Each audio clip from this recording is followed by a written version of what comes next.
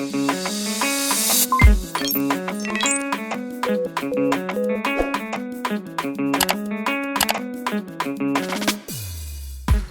le temps que je montais dans sa voiture, c'était derrière. La place tu vois la place devant là, il n'y avait personne en fait. Moi je suis dehors. Vous êtes dans la voiture? Ouais, moi je suis dehors. derrière. Moi je suis derrière, pardon. Voilà. Là, vous êtes que deux dans la voiture. Voilà. Ouais, c'est une kamikaze, elle se laissait pas. Oh, elle est dans le volant là. Et des fois, elle te parle pas jusqu'à ton arrivée en fait. Et là, tu es mal à l'aise. Là, je suis mal à l'aise, je me dis, attends, on veut quand même discuter un mot, deux, trois mots. Et je fais nu, je suis fatigué. Elle conduit. La personne, elle est sec. Ça te donne même pas envie de continuer. Donc, du coup, elle te repos toi-même, tu dis, bah, ok, bon, c'est bon. J'arrange ma chemise. Ouais, on arrive dans combien de temps? 2 kilomètres. C'est là que l'idée m'est venue.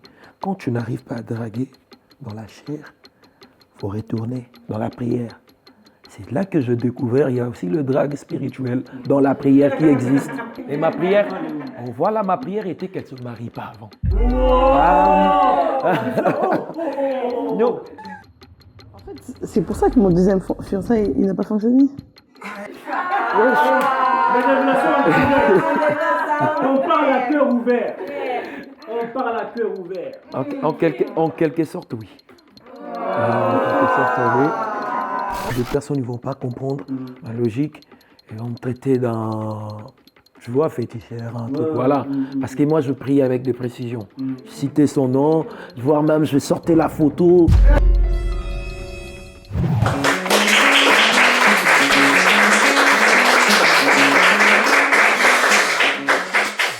Bienvenue chez Monsieur K.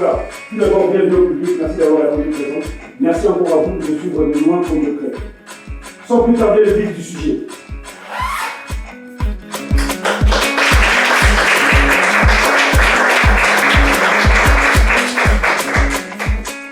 Alors, il s'agit d'un couple qui a une histoire incroyable.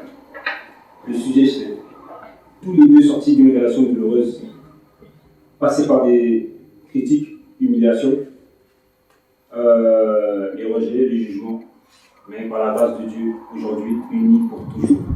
Sans plus tarder, nous allons accueillir le Dieu.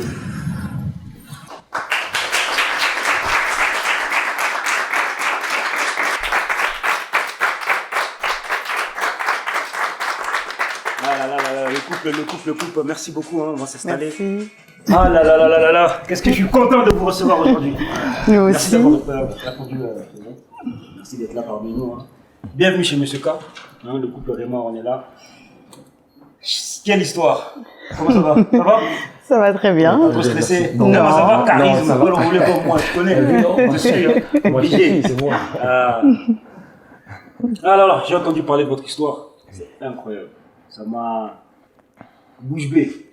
Je te dis tout de suite, je suis de côté Raymond. C'est lui qui est passé par là. C'est lui qui a subi. Mais t'es quand même une femme incroyable. On est là, t'es une femme incroyable. Vous êtes des femmes incroyables. Il faut le savoir. Pour être incroyable, il faut le savoir. Il faut se considérer déjà pour qu'on vous considère. C'est très important. Yes. Sans plus tarder, on va vous laisser déjà vous présenter. Moi, je vous connais, mais le public ne vous connaît pas. Donc, présentez-vous s'il vous plaît. Alors, nous, c'est le couple Mbongo. Ok, couple Mbongo. Je suis Raymond Mbongo, D'accord. le mari de... je la laisse se présenter. Oui. Comme avec son mari, on est là. Ah là là là là là là. Oui, moi c'est Ornella Mbongo. D'accord, Madame Mbongo. Exactement. Bienvenue. Merci beaucoup. J'ai entendu parler de votre histoire. Et je voulais absolument en savoir plus. Parce que déjà, ce qu'on a vu sur les réseaux, je ne vais pas dévoiler, sur les réseaux, ça avait l'air facile. C'était comme si voilà, vous avez décidé de faire ça. Maintenant, il y a l'envers du décor, il y a une histoire avant. Exactement. Cette histoire-là, aujourd'hui, on veut la connaître. Donc, on va commencer par madame, hein, honneur aux dames. Et quelle est votre histoire? Qu'est-ce qui s'est passé? C'est quoi le début de votre histoire? Comment ça s'est fait? Parce que c'était très très très compliqué. Alors effectivement, c'est C'était vrai, très très que... compliqué. c'est vrai que l'histoire est très longue, mais on va essayer de la faire courte. Alors, donc, je me suis présentée, Ornella, j'ai 31 ans. Et donc, mon histoire a commencé à 21 ans, lorsque j'ai eu mon fils. Je suis tombée enceinte d'un petit garçon qui aujourd'hui a 10 ans. Ok, donc c'était à 10 ans, ok. C'est ça. Et donc, je suis passée ensuite par le fiançailles avec le père de cet enfant. D'accord. Un deuxième fiançailles, les deux n'ont pas fonctionné. Et Ok. le deuxième a été assez compliqué parce que cette personne, on s'est séparés. Et cette personne s'est remariée à l'église. Ok. Et là, tout de suite, j'ai été à la risée, en fait, parce que on assiste, en fait, au mariage de la personne avec qui on était avant. Même si moi, j'avais fait le choix de mettre fin à cette relation-là, j'ai quand même été la risée, en fait, des gens autour de moi. Le champ de l'histoire. Exactement, Donc, parce les que jugements, etc. les jugements, les jugements. critiques, malheureusement, oui, Comme partout, malheureusement, d'ailleurs, oui. comme partout, effectivement. Donc j'ai été un peu la risée, les gens se sont moqués de moi, et j'ai dû faire face à tout ça, me relever et regarder droit devant moi pour Deux continuer. fiançailles quand même, c'est-à-dire que... Oui. Ok, c'est-à-dire que tu t'es engagé, tu as vu que ça t'a pas plu ou ça n'allait pas comme convenu, etc., t'as arrêté. Bah, les choses n'allaient pas comme je voulais et vous savez, lorsqu'on se met avec une personne, il faut que cette personne-là nous corresponde aussi. Si cette personne ne me correspond pas, si je vois que on n'a pas forcément les mêmes centres d'intérêt ou la communication n'est pas forcément celle que j'attendais, Il faut arrêter. bah, je pense que oui, ça sert à rien d'aller droit vers le mur. Ok. Bon, parce que les fiançailles, en vérité, c'est pas une finalité, c'est pas une certitude, c'est pas parce qu'on s'est fiancé qu'on est obligé d'aller jusqu'au bout, on est obligé de se marier parce qu'on s'est fiancé. Exactement. Donc, Moi, je pense qu'on enlève cette pression qu'on a en nous. C'est vrai que le fiançailles, c'est une période qui nous permet de se découvrir, de découvrir l'autre, d'apprendre à le connaître. C'est pas un engagement qui nous lie à vie, c'est le mariage qui nous lie à vie. Mais dans le fiançailles, ça vient, ça part, j'ai envie de dire. Maintenant, c'est vrai que c'est pas le souhait de chacun. Lorsqu'on s'engage, on se dit qu'on va se mettre avec une personne, on se dit pas que demain ça va se terminer. On essaye en fait. On essaye, bah oui, on travaille, c'est un travail. C'est comme quand on bâtit une entreprise, on essaye, ça fonctionne pas. C'est exactement ça. D'accord, et bon, je sais qu'il y en a quand même des personnes aussi qui vivent la même chose que toi, l'humiliation, les jugements, les critiques, etc. Comment tu as géré ça? Surtout que ce soit un endroit où tu es censé te sentir en sécurité, où tu es censé te sentir aimé quand même, apprécié et valorisé. C'est là où justement le monde te tombe dessus. Alors bon, moi, c'est vrai que de nature, je suis une personne qui a un fort caractère, qui a une personnalité assez forte. Ça se voit pas, hein. Souriante, on dirait que t'as 16 ans, mais... Alors que... Donc c'est vrai que ça a été avantageux pour moi déjà, je pense, parce que j'avais déjà un fort caractère et j'ai su m'affirmer et faire face aux situations qui étaient en face de moi. Après, ce qu'il faut pas oublier, c'est que Dieu nous donne aussi la force face à l'adversité, face aux difficultés. Lorsqu'on prie, le Seigneur nous aide et il nous aide à nous relever, peu importe les circonstances. Troisième chose, il y a aussi la famille. La famille qui est l'entourage, qui est vraiment une aide précieuse. Vraiment, je bénis Dieu pour eux, pour toute ma famille, tous ceux qui m'ont soutenu durant cette période qui était difficile. Et quatrièmement aussi, il devrait peut-être pas avoir la 4e place, mais je tiens quand même à le dire. Il y a aussi mon pasteur, le pasteur Jean-Claude Mosengo, qui a été une aide formidable, un vrai pilier, un exemple. Et il a su me tirer aussi vers le haut lorsque c'était compliqué. Waouh. Ok. C'est-à-dire que maintenant, si je comprends bien, c'est vraiment lorsqu'on vit ce genre de choses, on ne peut que se retourner vers Dieu parce que c'est lui qui donne la force. Exactement. Et ensuite, le reste vient après. Le reste, c'est des petits détails. Mais on se concentre d'abord sur Dieu. On se concentre sur Dieu et on travaille soi-même sur soi. Ok. Travail personnel. Exactement. C'est quoi un travail? C'est quoi? Tu viens de dire un truc très important, mais il y a, par exemple, des filles de 21 ans, 20 ans, 18 ans, 19 ans qui comprennent pas, qui savent pas ce que c'est. Et pourtant, la maturité, c'est pas l'âge qui détermine la maturité, c'est le vécu, tu vois. Et qu'est-ce que tu pourrais leur dire pour qu'ils puissent anticiper sur ce genre de choses? C'est quoi la restauration? Travail personnel. Alors, ce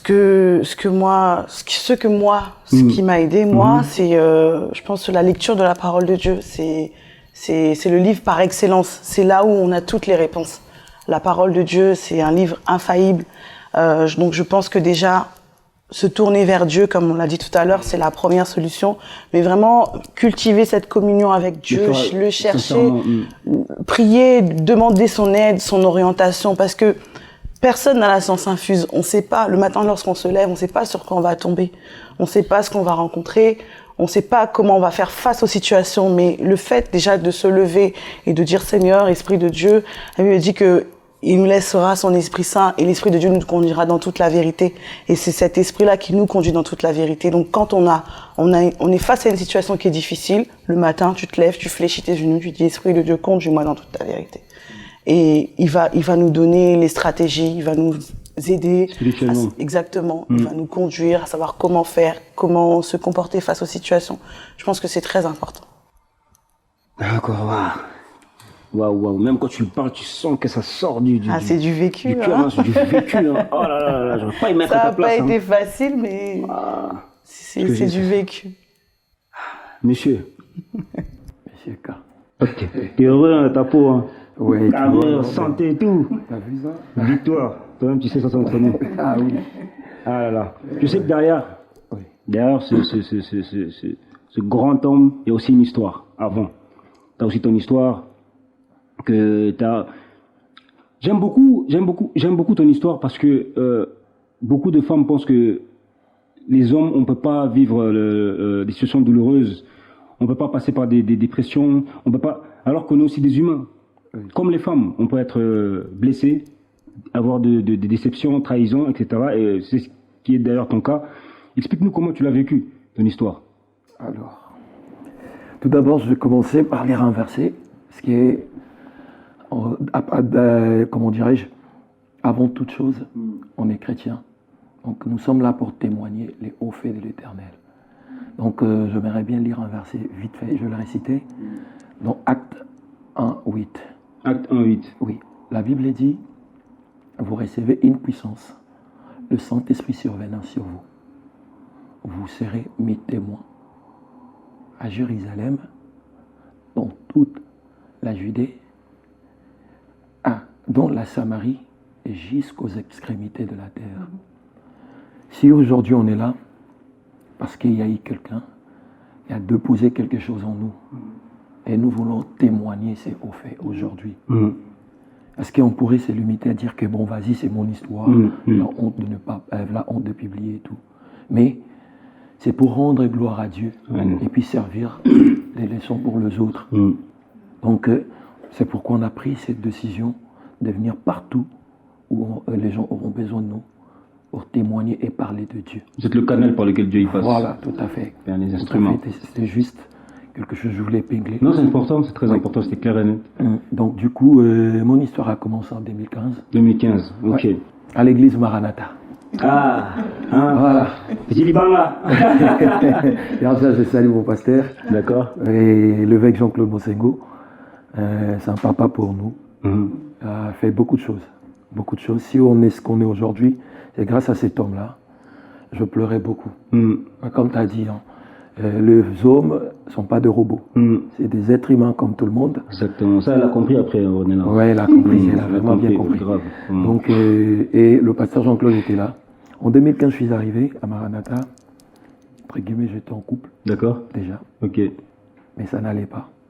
C'était très, très compliqué. Très douloureux. Et la sœur, elle avait pris une décision d'arrêter.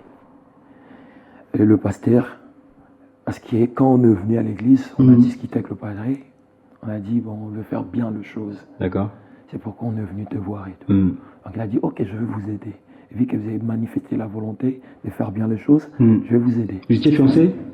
Non. Rien. Ok. Copain, copine. J'arrive. Ok. Donc du coup, il a commencé à nous aider, mais on est venu à Maranatha avec nos problèmes. Des problèmes de couple. Et je vécu le pire moment de ma vie chrétienne. J'étais vraiment par terre. Par terre. Et je n'ai pas honte de témoigner. Surtout, il y a des chrétiens qui vivent ma situation aujourd'hui. Chrétiens, serviteurs ou chantres, entre autres. Mais tu sers Dieu, mais tu n'es pas correct envers ton Dieu. Moi, ça a été mon cas aussi. Un peu dedans, un peu dehors. C'est ça qu'on dit? Ok. Oui, ça a été mon cas. Mais j'en avais marre de vivre cette situation. Je me suis dit, c'est bon. C'était l'une des raisons que je suis parti voir le pasteur. Il lui dit, écoute, moi, je suis chantre, Dieu m'a donné ce don, mais regarde ma situation. Je vis en couple, je ne suis pas marié. Tu vois, il a dit, écoute, je vais te donner des conditions qui sont difficiles, mais il faut les respecter. De la même manière, tu es venu me voir, fais un effort de respecter.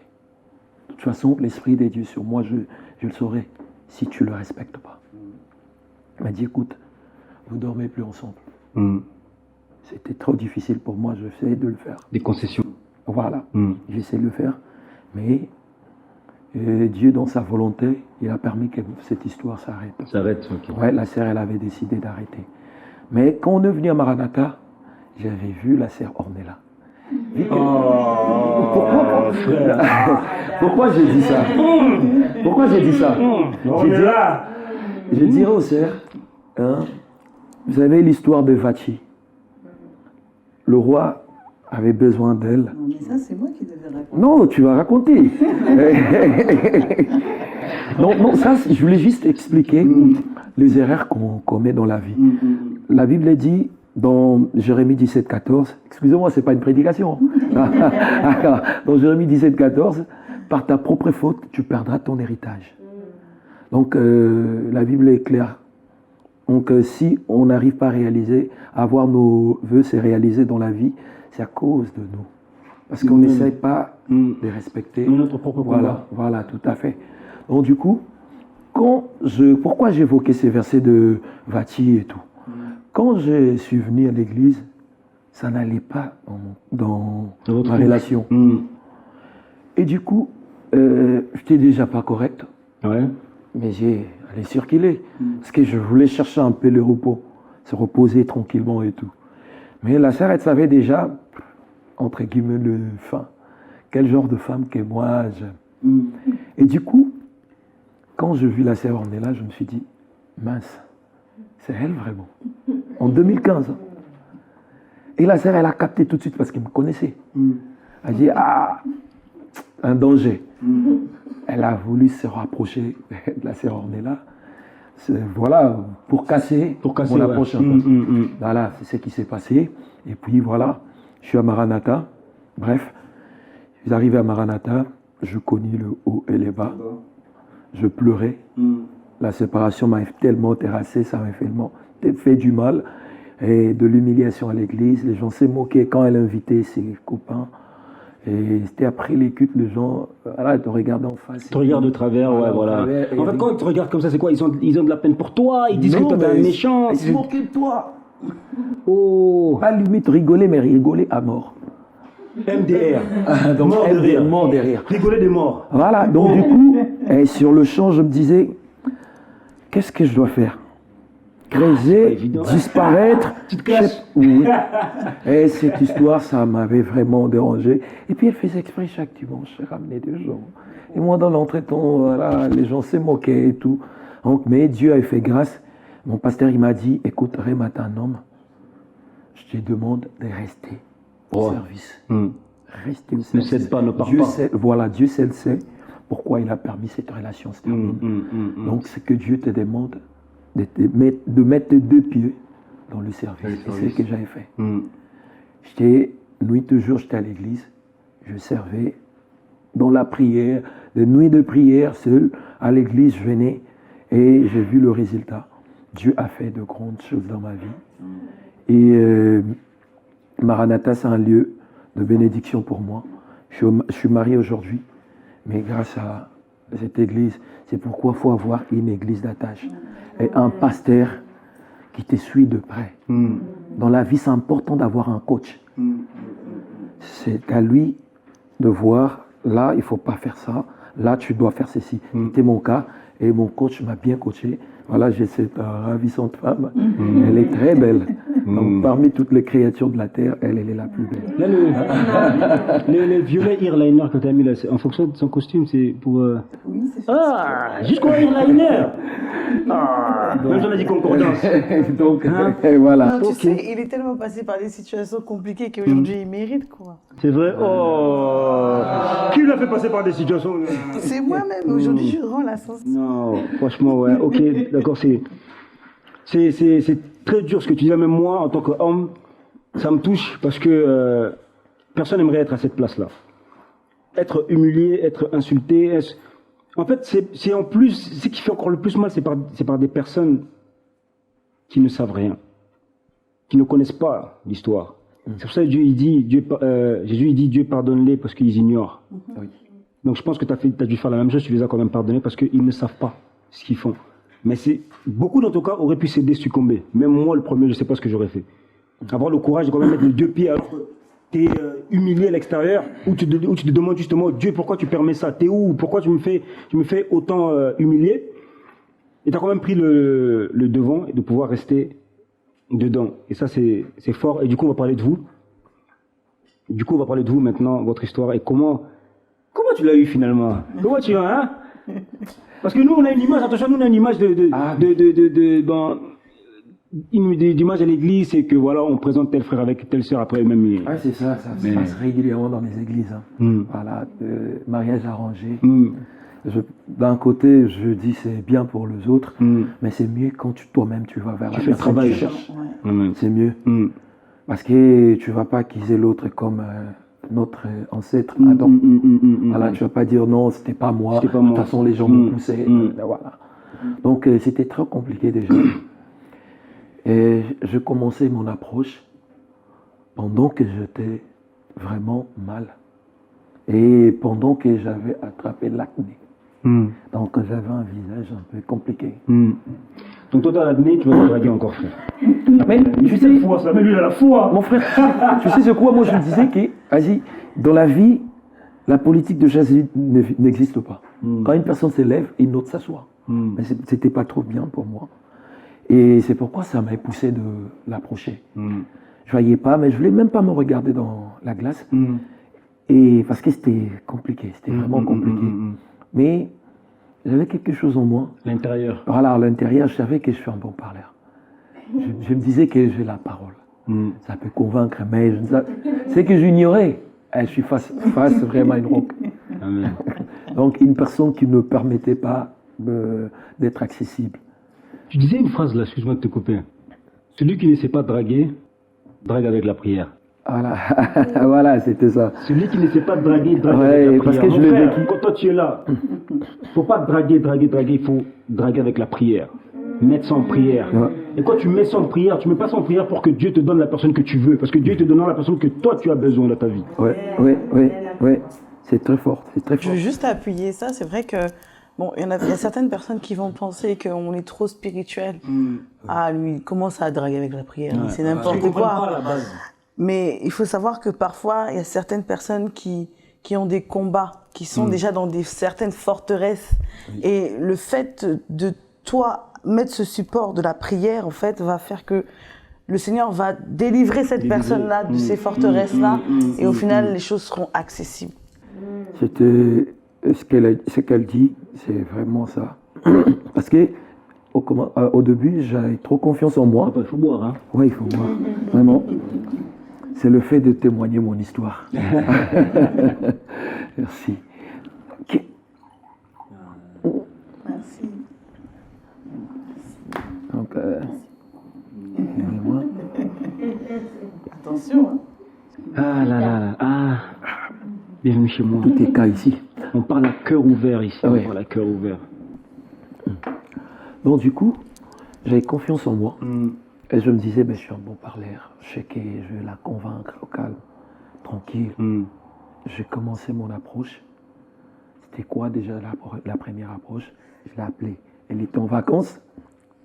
Elle ne m'a même pas donné son numéro. Vu qu'on chante ensemble dans la chorale, j'ai chopé son numéro dans la chorale. Ah, oui, c'est le mot. Voilà. Le groupe WhatsApp. Voilà, le groupe WhatsApp. Il dit, bon, si je demande, elle ne va pas donner. Ça, je sais, je suis sûr. J'ai chopé. Fonceur. Oui, 2 fois dans la vie. C'est les violents qui s'en emparent. Voilà, c'est ça. Donc, c'est ça. J'ai chopé le numéro. Je l'ai appelé. C'était vers 22h. J'ai appelé. Mais regarde, on sort de l'église à 21h. Le temps d'arriver chez moi, je l'ai quand même. Mais demain c'est compliqué quand ça bouillonne. Hein. C'est compliqué. Ouais. J'ai appelé à 22h, je dis c'était juste pour savoir comment tu vas et tout. Ça se passe bien les vacances et tout. Elle dit oui, bien, merci. Mais mes frères de la chorale m'appellent à 22h. Pardon, je reprends. Comment on peut sortir ce genre de phrase, maman? Déjà, tu n'as même pas dit et toi. Non, mais si, on a quand même discuté, mais je lui ai dit quand même, mais en fait, pourquoi est-ce que tu m'appelles? Ah, c'était. Pourquoi est-ce pour que tu toi, une m'appelles? discussion. Il me dit, ben, c'est pour savoir comment tu vas. J'ai dit, bah non, les frères Dis de la chorale. plutôt, tu avais commencé déjà à mettre de barrières. Oui, mais parce que je l'avais vu déjà venir de loin. Donc vous voyez quand un homme est intéressé par vous, apparemment, les femmes voient ce que... C'est vrai que quand un homme est intéressé, ça se voit. Ça se voit. Donc quand il est arrivé en 2015, même s'il était accompagné, je le voyais pendant les répétitions. Comment il te regardait? Parfois il me regardait, même moi j'étais un peu mal à l'aise parce qu'il y avait sa copine à côté. Oh, mais t'as pas compris cette partie. Non, mais c'est ça que je dis. Non, t'as pas dit ça. T'as pas Non, dit non, ça, mais frère. écoute. Tu nous as pas dit quand t'as vu, on est là. Non, T'étais mais accompagné. j'ai dit que on est. Ouais. Si, il a dit, mais pendant qu'il fixait, on est là. Mais ça Je sais n'allait pas, pas, la c'était- copine, déjà, avec la copine, ça n'allait pas, c'était presque mort l'histoire. Donc en fait, voilà, physiquement t'étais avec elle, mais spirituellement t'étais loin. Ouais, et Ok. moi j'avais vraiment fait des projets de ouf. Ok. Donc voilà, j'étais parti trop loin avec. Ouais. Ok. Donc c'était ça. Enfin, Ouais. c'est toi qui parlais en plus. Oui, c'est hein. Voilà. Donc je lui ai dit, bah, d'accord, tu m'appelles, mais c'est pourquoi? Parce que les frères de ma chorale ne m'appellent pas à 22h. Oh non, c'est pour savoir Alors que comment tu sais, tu vas. pourquoi? Tu sais Oui, pourquoi mais il t'appelle. moi j'étais Y a en pas de problème. vacances. Hmm. Hein, j'étais en vacances et tout, vous savez comment Bon, vers c'est. 22h là, donc à pourquoi tu galérais pas déjà à 22h. 22h? Pardon? Tu galérais pas à 22h là, pendant que tu étais en vacances? Ah non, non, je galérais pas. Non, je galérais pas. Justement, c'est pour ça que je l'ai renvoyé gentiment. Je lui ai dit, mais les frères de la chorale ne m'appellent pas à 22h. C'est pas pourquoi est-ce que gentiment tu par m'appelles? contre. Hein. Ouais, c'était pas gentiment. Hein. Le frère T'essayes d'adoucir un peu la phrase. qualifie une personne. Cœur Je ouvert. savais que je suis un frère de la chorale, mais il pourrait pas quand même le rappeler comme ça au téléphone. Tu vois. Hein? Mais son statut, c'était quoi? Frère de la chorale. C'était vraiment comme Chacun elle sa était. Hein. Du coup, comment tu l'as pris cette phrase quand elle t'a dit ça? Non, mais moi, déjà, pour discuter avec elle, même 1 minute au téléphone, c'était compliqué. Donc tu le demandais. Faut choisir, avant 2 minutes, l'histoire de 2 minutes viendra. Il faut choisir le mot juste. Parce que si tu n'as pas de mot juste, tu auras 3 secondes. Ah ouais, elle est tellement, donc voilà, c'était compliqué. Pour casser, enfin, elle avait, je sais pas, je peux pas plus, je vais l'appeler peut-être de Miraille, de Fortereste. Elle avait tout ça là, donc c'était compliqué. Mais sortir que non, le frère de la chorale, j'étais terrassé, j'avais perdu le mot. Je me disais, qu'elle dure de plus. Parce qu'il n'y avait plus rien à dire. La personne t'a cassé comme ça, donc voilà, ok. Et du coup, je suis resté silencieux. Après, il y a une explication dans tout ça. C'est que moi, j'ai eu un vécu spécifique, Ouais. atypique. Donc, c'est ce qui fait que j'étais, on va dire, fermée. Je n'avais pas beaucoup de de porte méfiance. ouverte. Ouais. J'avais beaucoup de méfiance, beaucoup de protection. Parfois, on s'autoprotège. Ouais, bien Et, sûr. Bouclier, c'est quand très on a important. déjà souffert, en Regarde les fait, femmes comment on réagit. non, c'est la vérité, ça peut aider une personne, tu vois. Ça peut aider une personne. C'est vrai que quand on a déjà vécu certaines souffrances, intérieurement, on est blessé. Et il faut guérir l'homme intérieur avant de s'engager, de s'ouvrir. s'envisager même. Ok. Exactement, parce qu'on n'arrive même pas à se projeter. Et donc, c'est ce qui faisait que moi, j'étais quand même très dure. Je le reconnais. Et comme j'ai dit tout à l'heure, je suis une personne qui a une forte... Caractère, mais c'était plus Voilà. pour toi d'abord, pour te C'était protéger d'abord toi. pour moi. Parce que tu sais que quand tu ouvres, tu ouvres. C'est ça. Ok, d'accord, ok. Tu vois? Là, je commence à comprendre. J'essaie aussi de faire comprendre les filles, les femmes, que quand il y a fort caractère et être impoli. Oui. C'est genre fort caractère, vous pouvez vous autoprotéger, c'est tout à fait normal et légitime. Mais parfois, il y a des fiers à faire pour faire, tu risques de passer à côté de l'homme de ta vie. Exactement. C'est ce qu'il faut qu'elles comprennent. C'est-à-dire que tu peux être fier, mais dans le sens où tu te protèges, mais tu fais quand même la part de choses. Ok, d'accord. Et du coup, là, après, vous êtes raccrochés, après, elle est revenue de vacances. Ouais, déjà, je suis parti. Après, je me suis dit, ben, là, ils se prennent pour. Voilà, donc, du coup, je ne plus la calculer. Je la laisse dans son coin, je fais ma vie et j'avance. Donc, j'avais pris cette décision et je n'appelais plus. Puis là, je me suis concentré sur autre chose. Je menais ma vie autrement. Parce que d'un côté, j'avoue, c'était le seum, en fait. Ah, d'accord.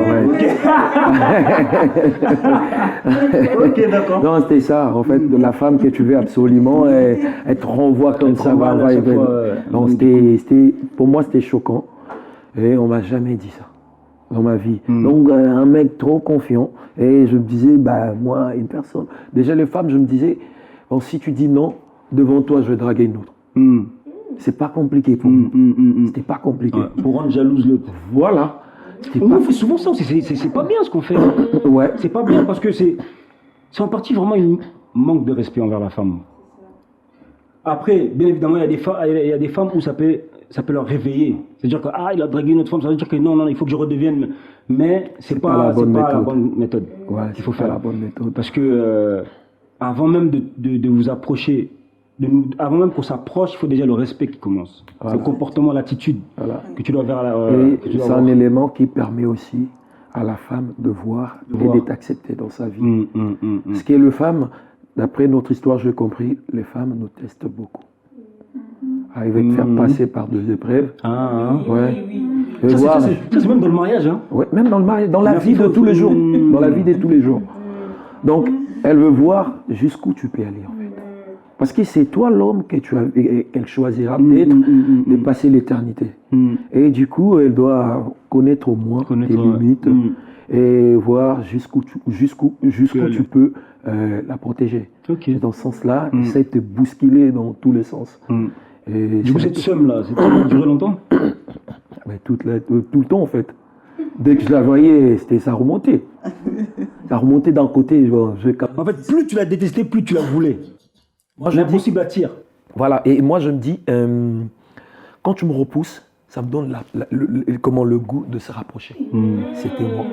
Ouais. Donc, donc ça peut être le cas des autres frères.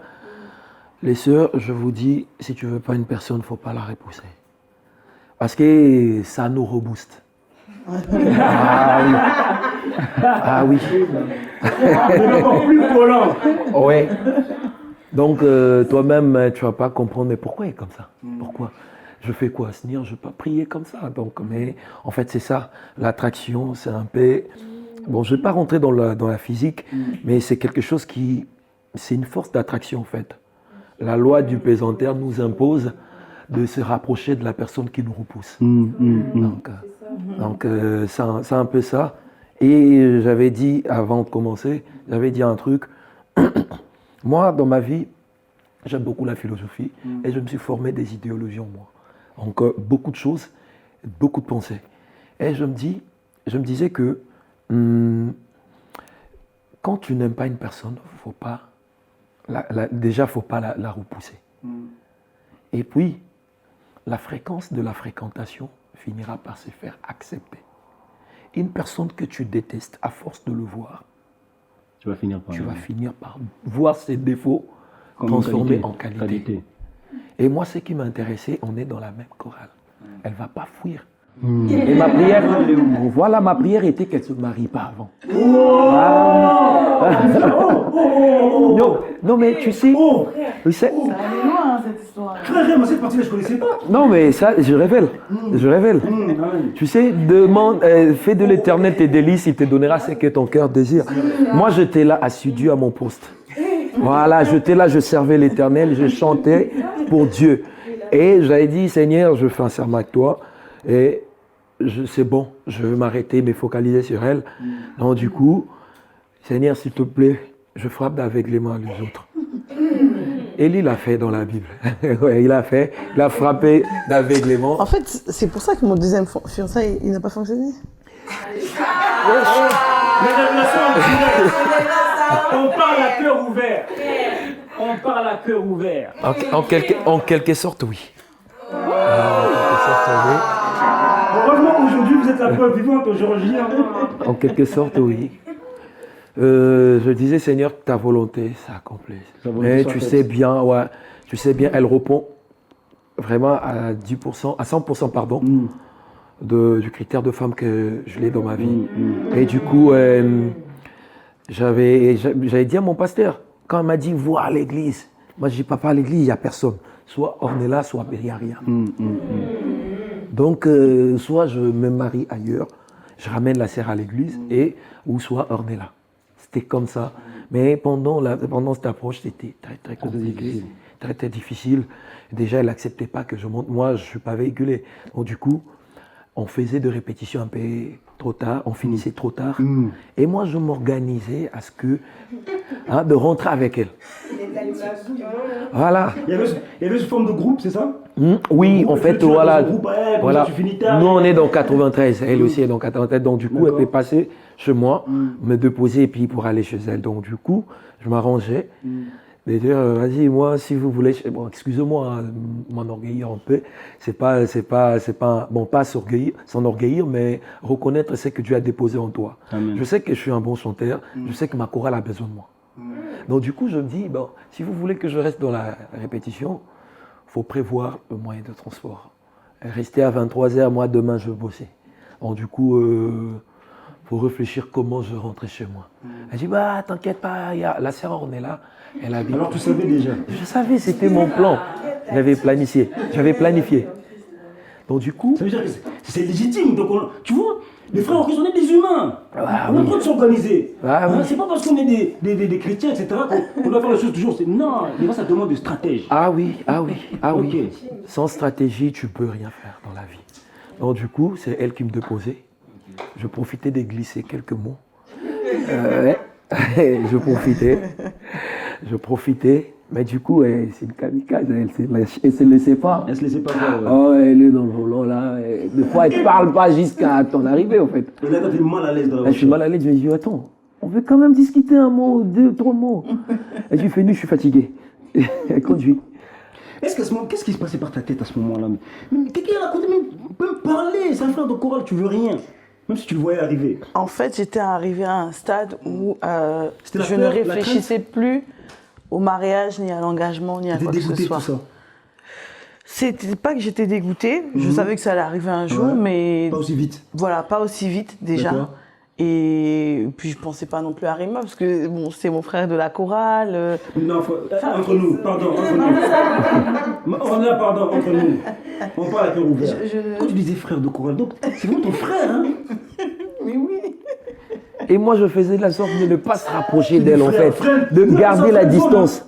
Tu sais, quand tu t'habitues avec la personne, elle va te dire, toi, t'es mon frère et tout. Donc, du coup, je voulais pas ça. Non, je prenais toujours distance. Je voulais même pas qu'elle se rapproche de moi. Non, mais en fait, lui et moi aussi, c'est vrai que, comme il vient de dire, il prenait ses distances. Donc, c'est vrai qu'on n'avait pas vraiment d'affinité. On était dans la même chorale. On pouvait travailler ensemble. On discutait dans le cadre de la chorale. Mais tout ce qui était en dehors, dès qu'on finissait la répétition, basta, tu rentres chez toi. Moi aussi. Bah oui, mais lui aussi, vu que j'avais un plan, en fait. Je voulais pas. C'est ça, lui c'était stratégique. Moi, vraiment, j'étais bleu, vraiment, comme on dit, donc j'avais pas vu tout ça. Ah, lui, tu l'as pas friendzoné, ma frère zoné. C'est ça. Ah oui. Donc, c'était ça, et tout le temps, dans la voiture, elle voulait même pas m'adresser la parole, ou soit elle parlait, mais tu vois, la personne, elle est sec. Ça te donne même pas envie de continuer. Donc, du coup, elle te repose toi-même, tu dis, bah, ok, bon, c'est bon. J'arrange ma chemise. On arrive dans combien de temps? 2 kilomètres. Non, mais déjà, moi, j'avais établi une règle. J'avais dit, les frères de la chorale, les frères en général ne rentreront pas dans ma voiture. Parce qu'en fait, il y avait eu une histoire avant. Donc, j'avais pris une décision. J'ai dit déjà, les frères, tous les deux, comme ça, personne ne rentre dans ma voiture. Mais en fait, j'étais devenue radicale, mais il y avait une cause. C'était pas comme ça, histoire de faire du mal. Et t'as toujours accepté que tu montes dans sa voiture? Pas toujours. Mais laisse tomber, il y a eu des choses, donc laisse tomber. Donc du coup, un jour, toujours dans mes plans, je dis ok, bon, on va rentrer ensemble et tout, comme d'habitude. Je viens, il y avait un petit à moi, enfin, c'est aussi son fils, voilà. Et Nathan, du coup, je m'approchais de la voiture et le petit, il a pris la place. Du devant. Je me suis dit, mais attends, vraiment, ce petit ne peut pas comprendre. Il ne peut pas comprendre que le frère, il gâche tout. Je dis, ok, bon, le petit descend en et nous, on va continuer le chemin. Ça ne me dérange pas de monter derrière. Mais d'un côté, en plus, je suis son grand frère. Pourquoi la sœur permet quand même que je sois derrière? Tout le temps que je montais dans sa voiture, c'était derrière. La place tu vois la place devant là, il n'y avait personne en fait. Moi, je suis dehors. Vous êtes dans la voiture? Ouais, moi je suis dehors. Moi je suis derrière, pardon. Voilà. Là, vous êtes que deux dans la voiture. Voilà. Donc elle mettait vraiment de l'écart, laisse tomber. Et du coup, ce jour-là, je suis venu, je l'ai monté dans la voiture. Et il dit, tu vas où? À ce moment-là, t'es mou. Et le petit, il était à côté en plus. Le frère, il était à côté. Il dit, tu vas où, lui? Il m'a demandé, mais toi, je sais pas. Je me pose la question, monter, retourner, commander un hitch, faire quoi? Je t'ai perdu. Tout ça en une seconde. Plein de réflexions d'un coup. Le petit, il a intervenu quand même, il a dit, mais il en est là. Pas comme ça. J'étais là, je me suis dit, écoute, c'est pas grave. Ça là, je fais pas attention. C'est des combats. J'attendais le dernier mot qu'elle me dise, vas-y, je te prends pas. J'étais là, je disais rien. Après, elle m'a dit, vas-y, monte. Derrière, toujours. Je suis monté, on est parti. Je continuais de discuter. Et c'était même le jour, on a pu passer au moins plus d'1 heure après, avant de me déposer dans sa voiture. On est arrivé à Bondy, on a continué à parler. Elle ne voulait pas arriver chez moi. En fait. Elle ne voulait même pas arriver dans la ville où j'habite. Elle dit, toi, tu restes là, tu continues avec le train. Mais j'ai dit, écoute, j'ai des choses à dire. Écoute, on a pris au moins quelques minutes. Elle dit, écoute, moi, je t'avais déjà dit, moi, je n'ai plus rien à dire. Hein. Moi, je t'avais dit, le frère de ma chorale ne m'appelle pas. Et du coup, à 22h, et du coup, je n'étais pas intéressé à ce que toi, tu voulais me dire là. Je sais déjà, mais moi, je ne suis pas intéressé. Donc, tu resteras le frère de la chorale, ça ne changera pas. Donc, tu dises quoi que ce soit, ça ne va rien changer. Je suis là, je dis, mais bon, je vais utiliser quelle formule alors? Tout est fini dans ma tête là, parce que la femme, la meuf, elle est voilà, bloquée. Elle a tout fermé. Et du coup, c'était ce jour-là qu'elle m'a accordé 1 heure. Je lui ai rappelé, je lui ai dit, écoute, toi, tu es blessé. Elle ne voulait pas l'admettre. J'étais fermée. Ouais. Et j'ai dit, c'est une blessure en fait. Elle m'a dit, non, je ne suis pas blessé si vous voulez dire, mais moi, je sais que je ne suis pas blessé. Moi, j'ai dit, écoute, moi, je te demande juste le temps de discuter avec toi. Juste 2 minutes. 2 minutes. L'histoire de 2 minutes a commencé. 2 minutes, si tu n'auras pas le temps pour moi, ne fût-ce que 2 minutes, savoir comment tu vas et tout. Elle a dit, ok, il n'y a pas de souci. On a parlé 1 heure. Pour moi, c'était une petite victoire. Déjà, il ne m'accordait pas 5 minutes. Quand on finissait l'église, elle s'arrangeait pour se barrer vite. Du coup, ce jour-là, on a parlé plus d'1 heure et c'était une victoire pour moi. En rentrant chez moi, je dis waouh, ça a marché, ça commence. Mais ce n'était pas ça l'histoire. L'histoire était loin de finir. Du coup, c'était son anniversaire. Elle avait décroché le Master 2. Voilà. C'est ma sœur de la chorale. Et c'est une personne que je prétends. Voilà. Ah là, c'est ta sœur de chorale. Non, je réfléchis dans deux sens en fait. Et dit, vu que je projette quelque chose, tu vois, les gars aussi, si tu veux quelqu'un, donc il faut savoir donner, il faut savoir miser et tout. Je dis, ok, je vais faire quoi? Je réfléchis à quelque chose. Je suis parti à l'Histoire d'Or, j'ai acheté un truc pour elle. Ouais, ça m'avait coûté au moins 400 € et tout. Ouais, pour une personne, tu n'as même pas d'espoir si elle va dire oui et tout. Ouais, La foi, la persévérance. Tu sais, à chaque fois, je vais lui révéler un truc, à chaque fois, elle me disait non, à chaque fois, elle me compliquait. Je disais, Seigneur, moi, je ne sais plus quoi dire. J'avais confiance en moi, je savais que je suis un bon parleur, mais là, j'arrive plus. Elle me dépasse, la sœur. Et je priais. Quand je priais, c'est là que l'idée m'est venue. Quand tu n'arrives pas à draguer dans la chair, il faut retourner dans la prière. C'est là que je découvrais, il y a aussi le drague spirituel dans la prière qui existe. Parce que ça a brisé le roc, ça a brisé les chaînes, et aujourd'hui nous sommes mariés. Tu vois? Donc c'était ça. Je priais. Je me permets pas de dire beaucoup de choses ici, parce qu'il y a d'autres personnes qui ne vont pas comprendre la logique, et vont me traiter d'un... Tu vois, fétichère, un truc, voilà. Parce que moi, je prie avec des précisions. Je citais son nom, voire même, je sortais la photo, parce qu'il y a plein de photos de l'église. Et je chopais les photos, moi. Je priais, je dis, Seigneur, écoute, moi, c'est elle. Je t'avais dit, ça va m'arranger de passer le reste de ma vie avec elle. Donc, voilà, c'est elle que je vais. Et je frappe d'aveuglement tout homme qui va vouloir Ouais, je faisais ça. Et ça marchait. Le lendemain, quand je prenais les téléphones pour l'appeler, on parlait bien au téléphone. Ça marchait, je me suis dit, bah ça là, ça, c'est quelque chose. Waouh. Donc là, ça commence à partir un peu sur les bons côtés. Voilà, sur le bon côté, mais c'était loin de terminer parce que je ramenais le cadeau, pour aller un peu vite. J'ai ramené le cadeau et j'ai dit, écoute, ma sœur, je personnifiais même le cadeau. J'ai dit, ma sœur, écoute, tu vois, de voir d'où Dieu t'a relevé et en arriver jusqu'ici, donc c'est quelque chose de waouh. Ouais. Donc ce que je te donne, ça ne peut pas être en mesure de ce que toi tu as fait dans ta vie. Tu vois, donc mais c'est juste un symbole. Je te donne ce cadeau, prends. On m'a regardé, dit tête aux pieds. Elle dit, ben non merci. Déjà venir me parler, c'est bon, ça, c'est bon. Oh. Je prends pas le cadeau. Oh. Je vais pas acheter pour ma mère, non plus pour ma soeur. Non, c'est pour toi. Je vais faire quoi avec? Elle me dit, je sais pas, tu fais ce que tu veux. J'ai pris mon cadeau au calme.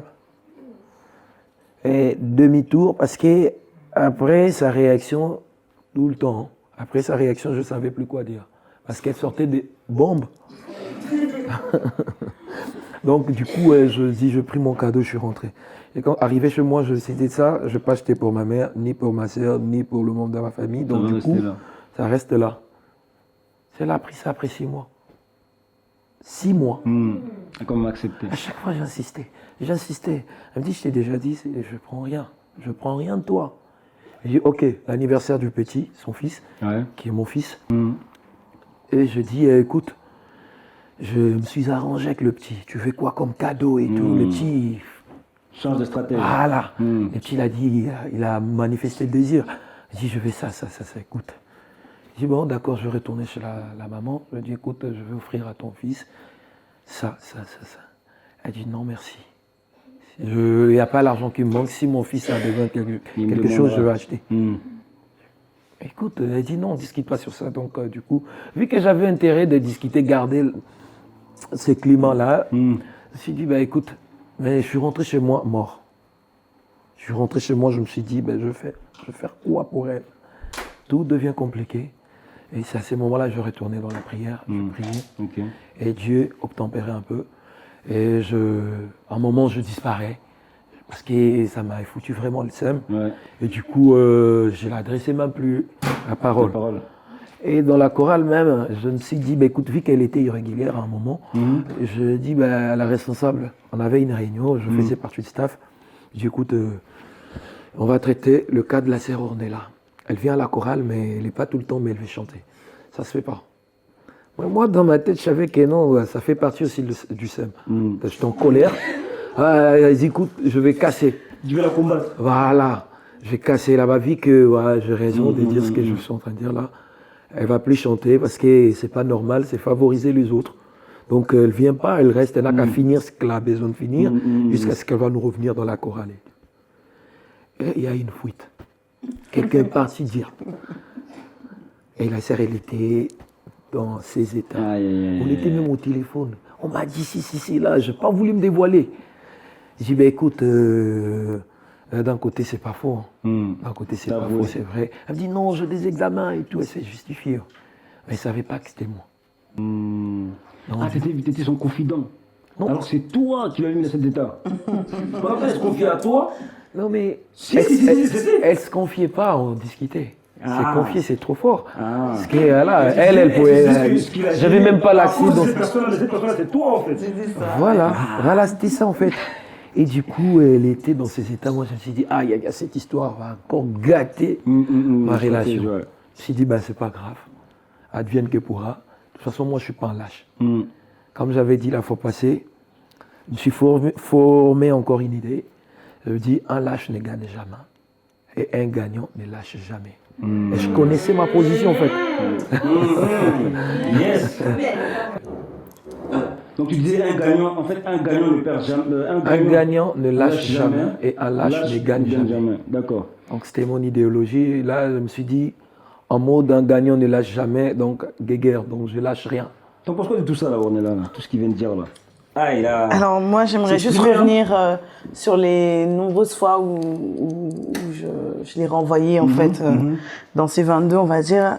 Comme j'ai dit tout à l'heure, en fait, il faut être guéri soi-même, Soi-même d'abord. intérieurement, avant d'accepter une personne.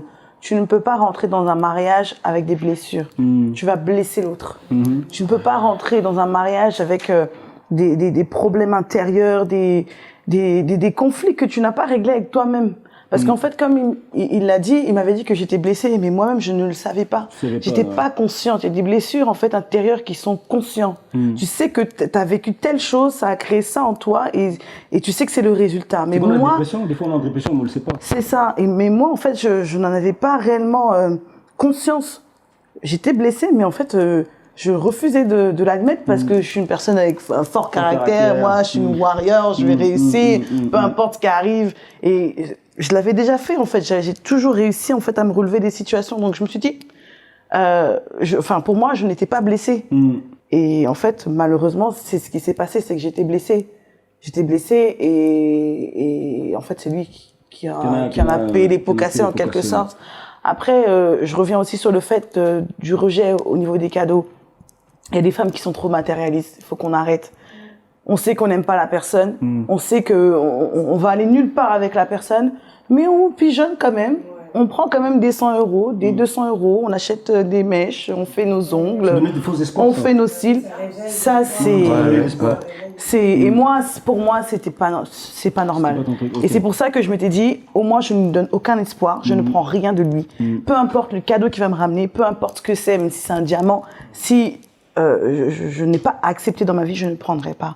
Et pareil, en fait, pour mon fils, je m'étais mis cette protection-là parce qu'en fait, dans mon ancienne relation, en fait, la personne donnait des cadeaux à mon fils. Il était présent pour mon fils. Et du jour au lendemain, Il n'était plus là. c'est limite, il a pu calculer. Donc, c'était aussi mon devoir de mère de le protéger. Ça, en général, nous, les hommes, on ne comprend pas ce genre de choses. Parce que nous, on veut tout de suite. C'est ça. Tu vois, et c'est vrai que c'est pas mal. Et quand est-ce que tout a été débloqué? Comment ça s'est passé les déblocages? Parce qu'aujourd'hui, vous êtes mariés. Oui. Je vois, félicitations. Hein. Merci. Avant, Wow, après tout ça, on n'a jamais pu croire. Hein. laisse tomber. Juste une chose. En fait, j'en avais marre. Je me suis dit, écoute, je suis un gagnant, mais je ne vais pas lâcher. Mais je dois bousculer un peu les choses. Donc là, je commence à accélérer. Je vais commencer à mettre la pression. Okay. Et du coup, un jour, après le culte, on était en Tauge. On a fini le culte et tout. On prenait la pente. Moi, je voulais prendre mon transport. Elle était dans sa voiture. Mais vu qu'on était dans des disputes, voilà, elle voulait, voilà, on était vraiment froid. Elle voulait plus m'adresser la parole et quand je l'appelais, elle décrochait jamais. Elle peut faire 2 semaines et 2 semaines, elle ne me parle pas. Et moi, j'avais des explications à faire. Et du coup, elle voulait pas. Et ce jour-là, ça m'avait tellement énervé. Et j'ai dit, écoute, je sais que je sers Dieu, je sais que je suis en dehors de l'église, devant l'église, pardon, mais aujourd'hui ou jamais. Je reste là devant ta voiture. Si tu veux passer, faut m'écraser. Ah, faut m'écraser. Elle dit, tu passes pas. Elle était là, gaz au moteur. Et tout ça sur le parking de l'église? Bah oui. Devant l'église. Devant l'église, en fait. Et je suis là, je bouge pas. Elle a fait monter les glaces et tout. Du coup, elle a vu que non, le gars, il est déterminé. Donc, il ne veut rien lâcher. Il a appelé Kevin Mawet. Il a appelé frère Kevin, viens et tout, regarde ton gars et tout. Il ne veut rien en fait comprendre. Kevin, quand il m'a vu, Kevin a fait, mon Dieu. Il dit, mon gars, écoute, viens. Je dis, Kevin, je ne bouge pas aujourd'hui. Je ne bouge pas. Déterminé. Ouais, là, je ne bouge pas. Kevin est parti négocier avec elle et tout. Mais elle aussi, elle ne voulait même pas. Elle parlait avec Kevin, elle, tu vois, sa glace, elle était là fermée. Donc, du coup, elle ne voulait pas parler. Elle ne voulait même pas ouvrir la porte. Juste partir. Le portier et tout. Elle voulait juste partir. Et moi, je ne voulais pas. Et ça a pris 2 heures et des heures. Du coup, je me suis dit, écoute, Kevin a réussi quand même à me convaincre. Mais j'étais tellement en colère, j'ai oublié même j'étais en touche ce jour-là. Tellement j'étais en colère, je me dis, hey, écoute, vas-y. Je donne un coup comme ça dans le capot de la voiture. Bam! Après, je pris la marche. Je suis parti, j'ai oublié que j'étais en touche. Comme ça avec la touche. Je me suis rendu compte que j'étais en touche. J'ai oublié mes affaires à l'église, en fait. Tellement t'es perturbé. Ah oui, retour à l'église. Du coup, j'ai pris mes affaires, je suis parti. Et on a pu discuter ensemble. Amen. Au moins, après 2 semaines, on a discuté. Il dit, bah écoute, elle m'a accordé de venir à l'entraînement de son fils. De mon fils. Et du coup, j'ai dit, écoute, aujourd'hui ou jamais. Parce que ça fait longtemps, toi et moi, on discute, on a pu quand même avancer, on part manger ensemble et tout, mais je connais pas, j'arrive pas à définir notre relation. Je suis ton frère et tu me ressors parce que malgré manger, malgré rester des heures et des heures, même des nuits blanches au téléphone, elle me rappelait toujours dans la conversation que non, je suis le frère de la Cora. Oh. Ah oui. Ah oui. Et du coup, je t'ai perdu en fait. Donc là, tu as décidé de lui parler à cœur ouvert? Oui. J'ai dit, écoute, il faut te décider aujourd'hui. Moi, je sais, je t'ai dit aujourd'hui, fais-moi confiance, suis-moi. Tu sais pas là où je te ramène. Moi, je t'ai dit, je vais faire quelque chose que tous les gars, les hommes qui ont passé dans ta vie, ils n'ont pas su le faire dans ta vie. Donc moi, je le ferai aujourd'hui. Donc, si tu me suis, fais-moi confiance, suis-moi. Et j'avais dit beaucoup de choses, et c'était de mots qui étaient vraiment justes et qui touchaient en fait. Qui voulait entendre. Voilà, elle voulait vraiment de mots justes à entendre. Et du coup, elle m'a regardé, m'a dit, ok, je te suis. Waouh, quel déblocage. Ah oui. Mon gars, là, charisme. Tu vois, là, je ne vais pas aller. Tu vois, là, j'étais en mode charismatique et tout. Elle va, d'accord, ok, merci beaucoup. Et quand elle est montée chez elle, mais je t'ai dit, mais c'était waouh. Waouh. Je sautais comme un gamin. Donc, du coup, j'étais vraiment dans la joie. Et du coup, l'histoire a commencé. L'histoire a commencé. Et c'est passé tellement vite, hein. Ouais. C'est tellement vite, je me rappelle. Donc, ça veut dire que vous n'avez même pas fait les fiançailles. Non. Donc, ça veut dire que vous étiez tellement confiant en vous, vous avez la foi en vous, et Dieu d'ailleurs, parce que je pense que tout ça c'est quand même grâce à Dieu, parce que vous avez toujours mis Dieu au centre de votre couple. Donc du coup ça s'est passé rapidement, vous avez décidé de vous marier directement. Oui. Ok. Et comment ça s'est passé les préparations pour vraiment faire comprendre en rapide? Alors en rapide, les préparatifs ça a été très compliqué parce que au début on s'était dit bon on va se marier à la fin de l'année 2019. 19, ouais. Et on n'a pas pu. Ensuite, avant le Covid, juste avant le Covid, on est parti réserver une salle. On a commencé à donner une partie de l'argent et est arrivé le confinement. Ouais. Donc est arrivé le confinement. Lui, il travaille dans tout ce qui est ferroviaire, donc du coup, l'activité n'était plus ce qu'elle était. Donc il était en chômage. Déjà, il y avait de grève. Ouais, il y a eu les grèves, il y a eu. Donc en fait, il n'a pas perçu son salaire déjà comme il aurait dû le percevoir. Combat sur Ensuite, il y a eu le confinement. Donc du coup, à la sortie du confinement, on a dit on peut plus se marier là en septembre. On va le faire en décembre pour nous laisser encore un peu de marge pour s'organiser financièrement, etc. Donc déjà c'était compliqué à ce niveau-là. De l'autre côté, il y avait les familles qui comprenaient pas pourquoi on voulait pas faire de fiançailles. Notamment de mon côté, ils comprenaient pas pourquoi j'avais pas faire de fiançailles. Je leur ai dit, écoutez, je sais pas, je suis sûre de moi, c'est pas pareil. Et une dame d'un certain âge demain, si j'ai ma tante de 40 ans qui veut se remarier, est-ce que vous allez la faire passer par les fiançailles? Non, vous allez la laisser directement rentrer. Donc j'ai dit, faites-moi confiance cette fois-ci, voilà. Mais c'est vrai que ma famille était très méfiante, ça a été compliqué parce que comme ça avait déjà pas fonctionné avant, donc ils savaient pas trop. Oh, ils avaient peur, Donc c'est pour ça que moi je leur ai dit non, moi je ne veux pas de fiançailles, on va faire le mariage tout de suite. Donc les familles se sont rencontrées, etc. Il a demandé la liste de dot. Et donc par la suite, un autre combat. Il y a eu encore un autre combat. Un autre combat, c'était très compliqué. C'était très très compliqué. Je prie les bons dieux là aujourd'hui, je pleure pas chérie. Donc du coup, c'était vraiment la terre m'était tombée dessus. Parce que j'avais perdu un être cher, mon père. Donc cette année 2020. Donc c'était combien, un mois? Oui, donc pendant, en plein préparatif en fait, le daron est parti. Et mes parents, c'était des personnes où chaque 2 minutes vous êtes au téléphone. Ah ouais. Tout le temps. Surtout si vous avez une relation. Voilà, c'était une relation vraiment très rapprochée et tout. Du coup, papa, il était mort. Et toi, t'étais où déjà?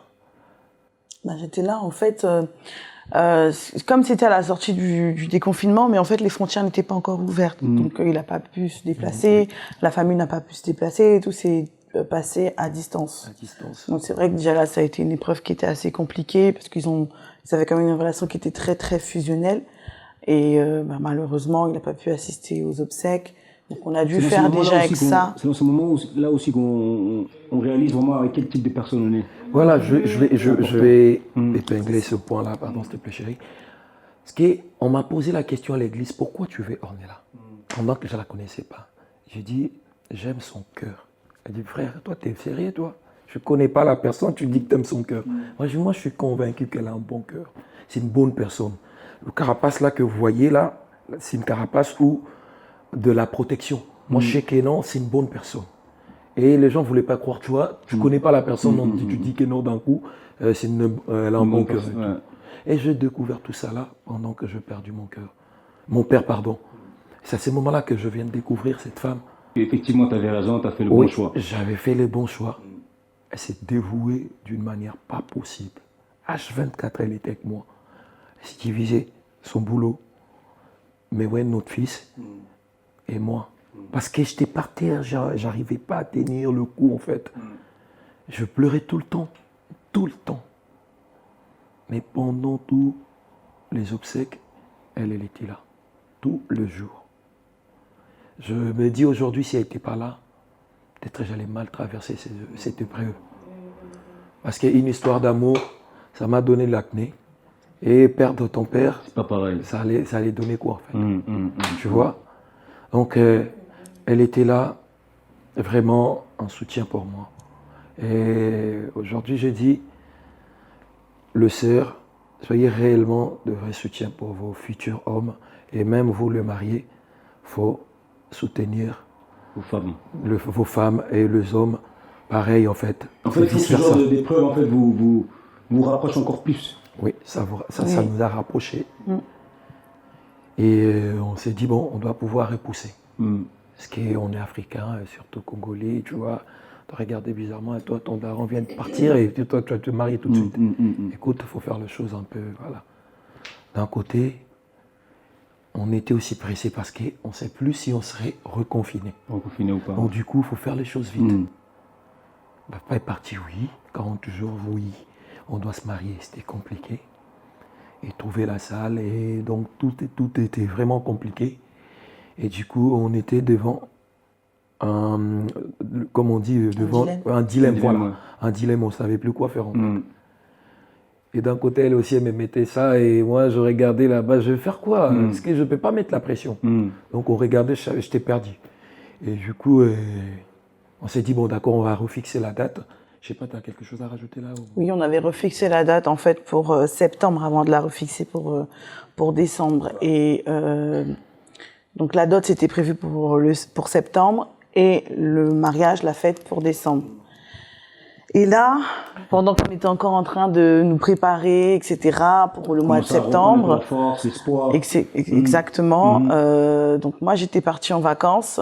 Encore une fois, je reviens et à peine je reviens. J'avais conduit à peu près 7 heures de route. Et donc je l'ai au téléphone, je lui dis écoute, je suis arrivée, je suis bien arrivée. Je lui dis je suis fatiguée. Il m'a dit oui, je viens d'avoir ma petite sœur au téléphone. Maman, ça va pas, elle va pas bien, ils vont à l'hôpital avec elle. Pardon, parce que ma mère, quand papa est parti, maman était là. Je savais que 18h, c'est l'appel de maman. Et ils ont eu une relation très particulière avec ma mère. C'était court, mais très intense. Et du coup, ma mère l'appelait ma joie. Donc tout le temps, je pose la question, maman, pourquoi tu l'appelles ma joie? Elle dit, je ne sais pas. Je sais que c'est ma joie. Donc, chaque 18h, maman est au téléphone avec moi. Avec nous, en fait. Parce qu'elle et moi, au final, on était tous les jours, en fait. Tous les jours ensemble. À chaque moment, après son boulot, mon boulot, et je passais là-bas, on rentrait ensemble. Et du coup, ma mère, elle se rapprochait de nous. Donc, du coup, c'était très fort, cette relation-là à trois. Et presque tout le temps, on était au téléphone. Donc, je te laisse annoncer. Oui. Et donc là, quand je suis rentrée, il me dit que maman ne va pas bien. Je lui dis d'accord. Je lui ai dit, écoute, je suis très fatiguée, mais t'inquiète pas, je suis là, je suis disponible. S'il y a un souci ou quoi que ce soit, n'hésite pas, appelle-moi. Et au même moment où je lui dis ça, il me dit, bon, attends, on m'appelle. Je dis, ok. Donc, il part de l'autre côté et c'est là où sa petite sœur lui dit, c'est fini, maman est partie. Au bout de 3 mois après le décès du papa. Donc, il me rappelle et là, il parlait pas. Il était en sanglots, j'ai compris tout de suite que la maman n'était plus. Et donc, avec tout ce que j'avais, enfin, peu importe, j'ai même pas réfléchi à la fatigue que j'avais, j'ai pas réfléchi à quoi que ce soit, parce que je connaissais l'importance, en fait, de maman. Je connaissais réellement la place qu'elle avait et je savais combien ça allait être, c'était une situation qui était compliquée, même pour moi, j'ai dû réveiller Mewen, je lui ai dit, alors il y a Parima qui a perdu sa maman, et il m'a dit, ah bon? J'ai dit oui. J'ai dit bon, tu restes à la maison ou tu viens avec moi? On va le chercher parce que c'est compliqué. Il m'a dit non, je viens avec toi. Donc même mon fils, il avait compris que c'était compliqué. Ouais. J'ai dit on y va. Alors que c'était l'heure déjà de dormir, on avait fait 7 heures de route. Et donc j'ai pris la voiture sans réfléchir, je suis allée le chercher. Je l'ai pris dans mes bras, je lui ai dit vas-y, ça va aller, viens, on y va. Il est monté dans la voiture. On savait même pas où on allait à ce moment-là en fait. On savait même pas ce qu'on allait faire. Mais ce qu'on a fait, c'est que je lui ai demandé, je lui ai dit, est-ce que tu as besoin d'aller chez ton frère? Il m'a dit oui. J'ai dit, parce que dans ces moments-là, on a toujours besoin de voilà. Et donc, je lui ai dit, écoute, on va chez ton frère. Alors que, je viens de vous dire, c'est comme si en fait, j'avais fait une H24, j'avais pas dormi ou quoi que ce soit, j'ai pas réfléchi à la fatigue ni à quoi que ce soit. Et je me suis déplacée tout de suite et je lui ai dit, vas-y, on y va. Et voilà, on est arrivé donc chez son frère. Et là, il s'est déversé. Et ça a été quand même quelque part un soulagement. Mais c'est vrai que ça a été compliqué pour nous parce qu'on a dû faire face au décès du papa, ensuite au décès de la maman. Et comme je viens de l'expliquer, c'était vraiment le pilier. C'était, je sais pas comment expliquer, c'était vraiment une relation inexplicable. Je l'ai connue peut-être, 7-8 mois. Quelques mois. Exactement, mais c'était fort. Et des années, hein, tout ça. Exactement, c'était vraiment fort. C'est ça, c'était vraiment fort. Et c'est là où aussi j'ai eu la confirmation que j'étais vraiment au bon endroit. Parce qu'elle m'a acceptée telle que j'étais, elle me connaissait même pas. Et sa joie. Voilà, elle m'a appelée ma joie et pour elle, c'était comme ça. C'était pur en fait.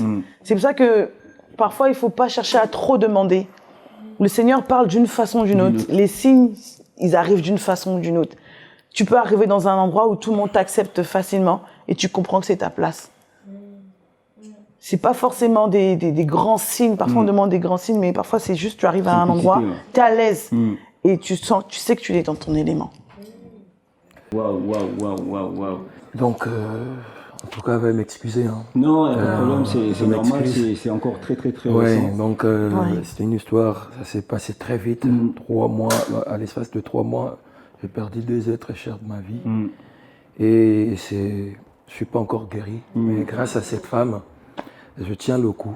Amen. Grâce à Dieu aussi. Oui, grâce à Dieu, parce que Dieu agit toujours par 2 êtres humains. Il ne peut pas descendre lui-même étant esprit et opérer. Et grâce à Dieu, par l'entremise et par le moyen de ma femme, je tiens le coup. Parce que ma mère, à tout, moi je me dis, je suis le défenseur de la femme. Parce que je vis comment ma mère, elle s'est battue pour nous. Et le moment où vous êtes là, vous savez. Et si tu veux voir comment maman se déchaîne, touche à ses enfants. Cette douleur d'enfantement, c'est quelque chose d'inexplicable. Inexplicable, on ne peut pas expliquer ce genre de moment. Donc, c'est ce qui fait que quand je perdis ma mère et quand je parle d'elle, je pleure toujours. C'est tout à fait normal. Ouais, je pleure toujours. Oui. Et ça vous a beaucoup rapproché. Exactement, c'est vrai que c'est... Je pense qu'aujourd'hui, vous ressentez même des choses l'un vers l'autre que vous imaginez même pas, c'est au-delà aujourd'hui.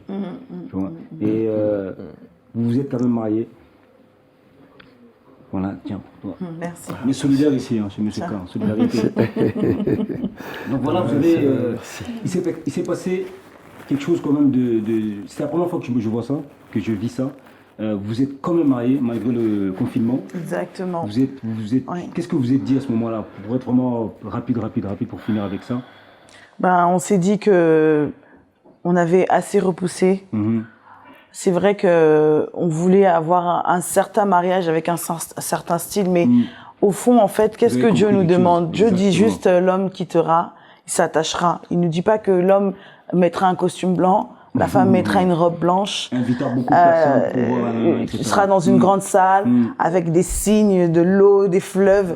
C'est vrai que c'est féerique et quand on est jeune, on se dit je veux ce type de mariage-là. C'est pas un péché, c'est bien et pour celles qui veulent ce type de mariage-là, vous pouvez.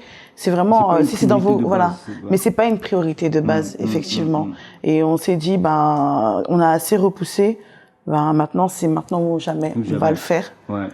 Et grâce à Dieu et grâce aussi à l'homme de Dieu qui nous a vraiment accompagnés dans ce projet-là, parce que même nous, on savait pas comment ça allait se passer. On s'est dit, on va faire comment? On n'arrête pas de repousser. Il m'a dit, t'inquiète pas, on va s'arranger. La dot va avoir lieu. L'essentiel, c'est qu'il y ait la dot. Le reste viendra après. Sauf que après, il y a eu le confinement encore phase 2. Et Dieu merci, ils ont laissé les églises ouvertes. Et comme ils avaient laissé les églises ouvertes, le pasteur a dit, écoute, l'église est ouverte, on a droit à 20 personnes, on va faire votre mariage avec 20 personnes. Ma mère aussi, elle a dit, on va pas repousser, c'est terminé. Et heureusement que cette femme, c'était une femme qui avait la vision. Elle s'est dit, peu importe les circonstances, les gens dans la famille demandaient, et c'est comment? Elle disait, on maintient. Mais on va faire comment? On maintient. Mais on maintient. Et elle est restée en fait fidèle à cette parole-là. Elle a dit peu importe, on va le faire. Donc du coup, on a pu faire notre dot à la maison avec un nombre restreint, même si il y a certaines personnes qui voulaient absolument être là. Vous savez, la famille, on peut pas les empêcher. Donc voilà, mais on a respecté, on a essayé de mettre les masques, etc. Et le lendemain, donc le 8 novembre, on a fait la dot, la bénédiction à l'église avec 20 personnes.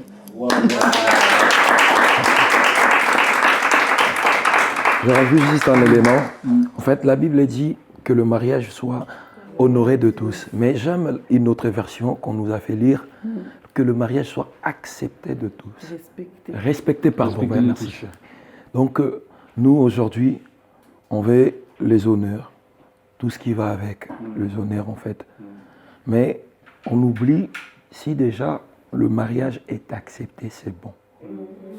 Donc, l'élément à retenir, frères, sœurs, que le mariage soit accepté. Et non que le mariage soit dans deux villas, comme on veut faire, tu vois. Donc, c'est pas mauvais. Mais c'est pas mauvais, c'est pas mauvais.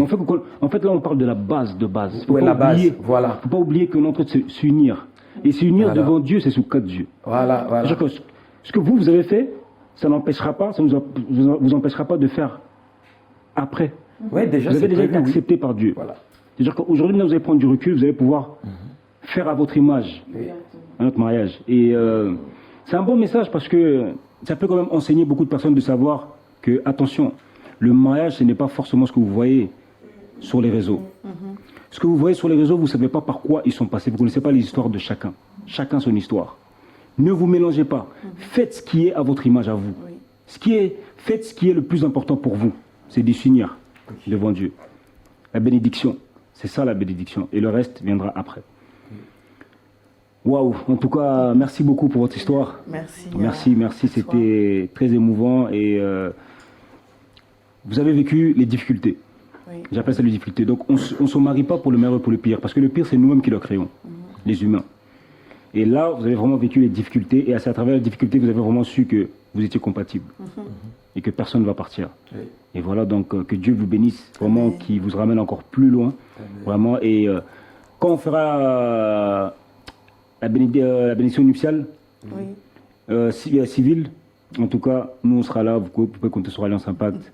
Moi, je serai là, en tout cas, pour pouvoir coordonner cette journée pour vous. Le Couple Bonbongo, ce fut un plaisir. C'est une histoire très, très émouvante parce que ce que vous avez vécu, ce que tu as vécu, moi, je ne l'ai jamais vécu, donc je ne sais même pas comment j'aurais réagi. Et d'où l'importance d'avoir une bonne femme dans sa vie. Parce que je pense qu'avec tout ce que tu as vécu, si tu n'avais pas la bonne femme qu'il fallait, je ne sais pas où tu aurais atterri. Hein.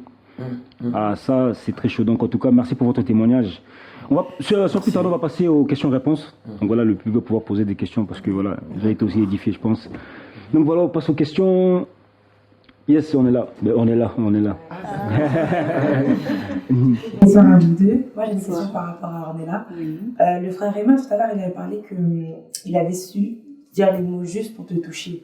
Mais hormis cela, comment tu as su que c'était quand même l'homme de ta vie? Parce que au final, tu as mis beaucoup de temps à baisser ta garde. Et ça met combien de temps, du coup, aussi? Plus d'un? Plus d'une année. Ah, d'accord. 3 ans. 3 ans, ça a pris 3 ans. 3 ans? Oui. Ah, d'accord. Alors, du coup, donc moi, déjà, à chaque fois en fait qu'on me demandait, alors qu'est-ce que tu penses de Réma? Je dis, ben, je n'ai rien à lui reprocher. Je n'avais rien à lui reprocher. Je voyais rien qui pouvait me pousser à dire non, déjà de base. Ensuite, j'ai eu aussi un témoignage que je n'ai pas raconté. Quand une fois en fait, quand on est sorti de prière, j'ai dit au Seigneur, bah, écoute, moi je veux un signe. Mais j'ai pas précisé, je n'ai rien précisé.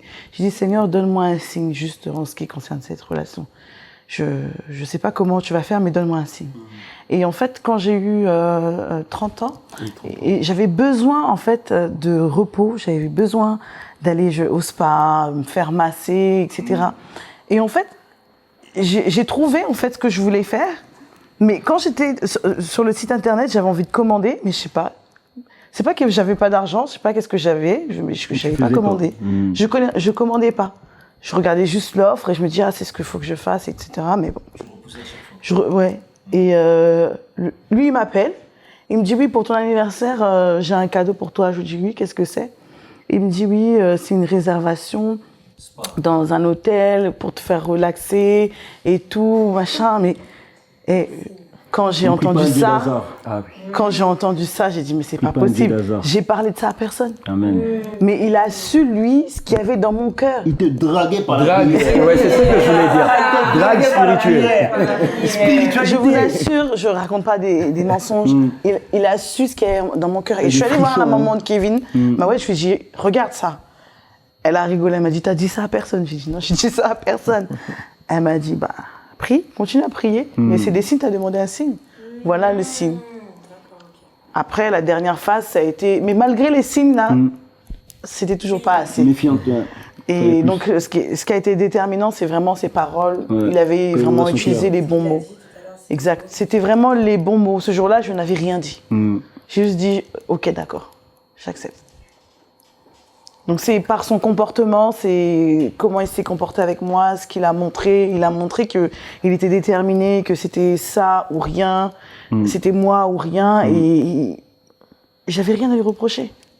Il m'a respecté. Quand tu prenais du recul, en fait, quand tu décidais de penser à lui, t'avais rien à lui reprocher? Non, j'avais rien à reprocher. Waouh. Je sais pas s'il y avait une autre question. Yes. Oui, Romy. Ma question, c'est est-ce que la drague de la prière, elle est applicable pour tout le monde? Parce que quand on entend bonne question, ça. Vrai public. Du coup, qu'est-ce que tu peux dire, par exemple, aux frères qui te regardent et qui, eux aussi, ont dragué des sœurs, mais ça n'a pas forcément marché, en fait? Alors, est-ce qu'elle est applicable pour tout le monde ou toi, tu parlais vraiment de ton histoire à toi?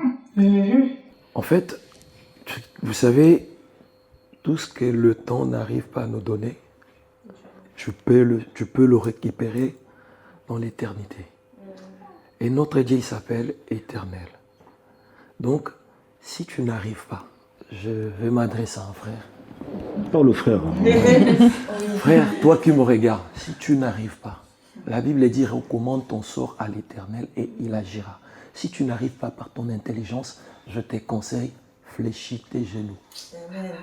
Fléchis tes genoux et Dieu te donnera la réponse.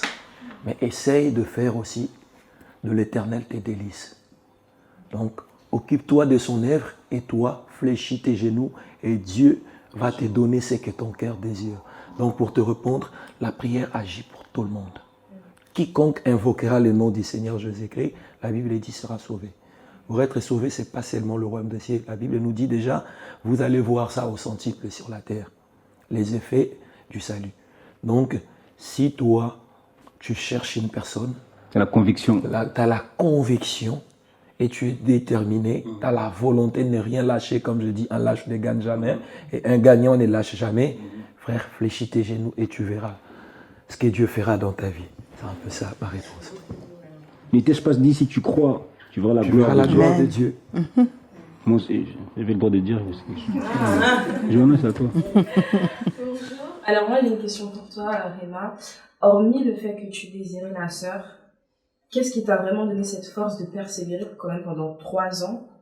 Hormis le fait que tu la voulais, est-ce qu'il y avait une conviction? Tu demandais peut-être à Dieu, est-ce que Dieu t'avait convaincu que c'était elle ou autre? Ah oui, bonne question. Moi je dis, chacun à sa manière. Dieu parle tantôt d'une manière ou d'une autre. Souvent, on n'y prend point garde, comme dit la Bible. En fait, moi, je me dis, tout ce qui n'est pas fruit des convictions, c'est un péché, comme dit la Bible. Moi, si je suis convaincu à faire quelque chose, ma femme, elle sait. Je lui dis, écoute, ton mien ne me pas demander de faire quelque chose.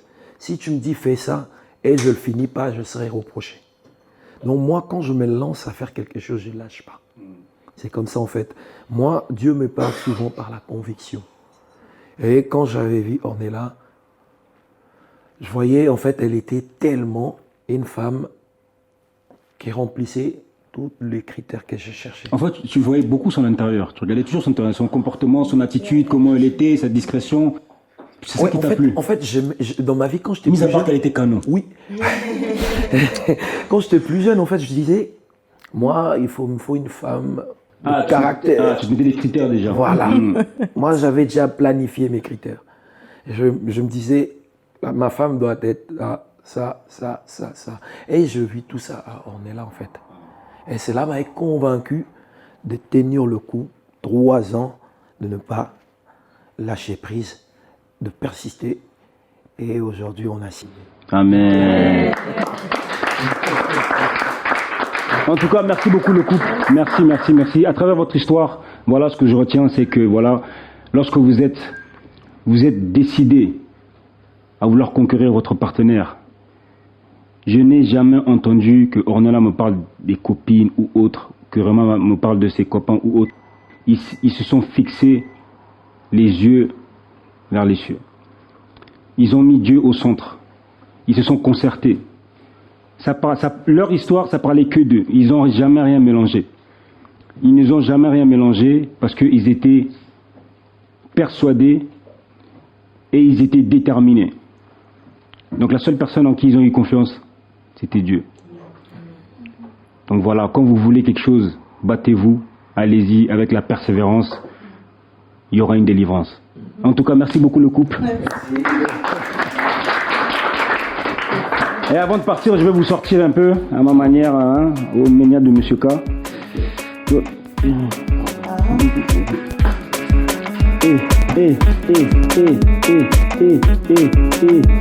Gauche, droite. On est là, gauche. Charisme, droite, gauche. Tourne.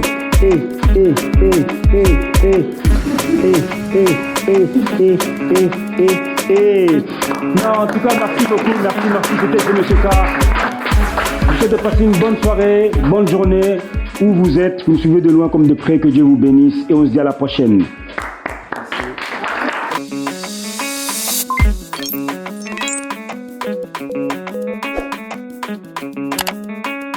Merci.